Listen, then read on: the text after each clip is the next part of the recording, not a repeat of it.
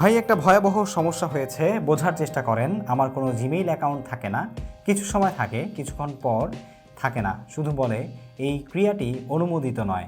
আমি তো কোনো ভিডিও আপলোড করিনি, তাহলে এরকম কেন হয়? বাহ, চমৎকার! হানিফ সংকেতের মতো মিলিয়ে কমেন্ট করেছেন এই ভাই। যাই হোক, ওনার সমস্যাটা সত্যিকার অর্থেই খুবই গুরুত্বপূর্ণ এবং খুবই জটিল। দেখুন, এমন অনেক সময় হয় যে আপনি যখন একটি ইমেইল অ্যাড্রেস খুলছেন, আমাদেরকে প্রশ্নটা করেছে আমাদের টেক আনলিমিটেড ইউটিউব চ্যানেলে বিপ্লব খান নামের একজন। অনেক সময় এমনটা হয় আমাদের সাথে যে আমরা হয়তোবা আমাদের কোনো জিমেইল অ্যাকাউন্ট দিয়ে কোনো ভায়োলেশন করেছি, সেটা ইউটিউব চ্যানেলের মাধ্যমে হতে পারে, গুগল অ্যাকাউন্টের মাধ্যমে হতে পারে, অথবা অন্য কোনো মাধ্যমে। যদি আপনার সাথে এমনটা হয় যে আপনি এমন কোনো মারাত্মক ভায়োলেশন করেছেন, যেই ভায়োলেশনের কারণে ইউটিউব অথবা গুগল আপনাকে আর ইউটিউবের যে প্ল্যাটফর্ম বা গুগলের যে প্ল্যাটফর্ম সেখানে রাখতেই চাচ্ছে না, তাহলে অনেক সময় এমনটা আপনার সাথে ঘটতে পারে। ইভেন আমি নিজেও কিছুদিন আগে যখন আমার টিমের জন্য একটা ইমেল খুলতে যাচ্ছিলাম, তখন দেখলাম যে ইমেলটা খুলেছে ঠিকই, কিন্তু ইমেল খোলার ঠিক 1 থেকে 1.5 ঘন্টা পর সেই ইমেলটা আবার ডিসেবল হয়ে গেছে, ঠিক আছে, বা গুগল অ্যাকাউন্টটা ডিসেবল হয়ে গেছে।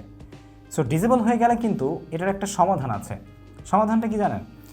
ডিসেবল হওয়ার পর সেখানে কিন্তু একটা অপশন থাকে যে অ্যাপিল, ঠিক আছে, আপনি অ্যাপিল করতে পারবেন, অথবা আপনার এটাকে যাতে ফিরিয়ে দেয় সেই জন্য আপনি অ্যাপ্লাই করতে পারবেন ফর অ্যাক্টিভেটিং ইয়োর অ্যাকাউন্ট।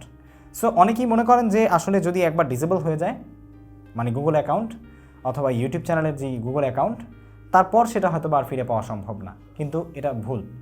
আমাদের টিমের যে ইমেল অ্যাকাউন্টটা আমি খুলেছিলাম, যেটা একটু আগে আপনাদেরকে আমি বললাম, ওই ইমেল অ্যাকাউন্টটা ডিসেবল হয়ে যাওয়ার পর আমি যখন আবার রিঅ্যাক্টিভেট করার জন্য অ্যাপ্লাই করলাম এবং বললাম যে আসলে আমার এটাতে এমন কোনো মানে অসাম্প্রদায়িক অথবা এমন কোনো ভায়োলেশন করার মতো কোনো কিছু আমি করছি না, যেটা আসলে ইউটিউবের সম্প্রদায়কে, গুগলের সম্প্রদায়কে অথবা গুগলের পলিসিকে কোনোভাবে ভায়োলেট করে, সো আমার ইমেলটাকে ফিরিয়ে দিন।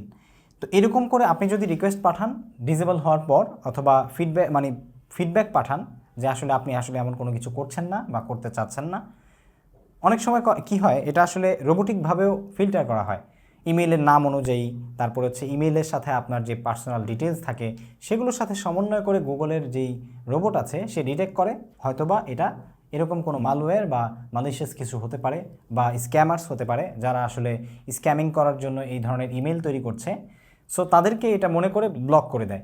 সো আপনি যদি লাইক পড়ে গেছিল সো আপনি যদি এই ধরনের প্রবলেমে পড়েন, তাহলে ডেফিনেটলি ভয় পাওয়ার কিছু নেই। সেটাকে ফিরে পাওয়ার জন্য আপনি ফিডব্যাক পাঠান, অনেক সময় ফিরে পেতেও পারেন। তবে আপনি যদি বারবার কোনো ধরনের ভায়োলেশন করেন, যেটা মারাত্মক রকমের ভায়োলেশন গুগল এবং ইউটিউব দুই পক্ষ থেকেই, তাহলে কিন্তু এই ধরনের সমস্যাগুলো আপনার সাথে হতে পারে। এই ধরনের সমস্যা হলে আপনার যেটা করতে হবে সেটা হচ্ছে ডিভাইস পরিবর্তন করতে হবে, এবং অন্য মোবাইল নাম্বার, অন্য নাম ব্যবহার করে, অন্য কোনো ইমেল অ্যাড্রেস ব্যবহার করে আপনাকে তখন আবার ডিভাইস চেঞ্জ করে সেখান থেকে ইমেল খুলে তারপর কাজ করতে হবে। সো আই হোপ আপনার সমস্যার সমাধান আপনি পেয়েছেন বা বুঝতে পেরেছেন যে কেন এমনটা আপনার সাথে হতে পারে। ভিডিও ভালো লেগে থাকলে, ইনফরমেশন পেয়ে থাকলে অবশ্যই লাইক দিবেন, কমেন্ট করে জানাবেন কেমন লাগলো। পরবর্তীতে এই ধরনের দুর্দান্ত সব ভিডিও পেতে, আপনার কমেন্টের রিপ্লাই পেতে এক্ষুনি আমাকে কমেন্ট করে জানাবেন, এবং চ্যানেল সাবস্ক্রাইব করবেন। ফেসবুক পেজ থেকে ভিডিও দেখে থাকলে ফলো করতে ভুলবেন না। আজ এই পর্যন্তই, আসসালামু আলাইকুম।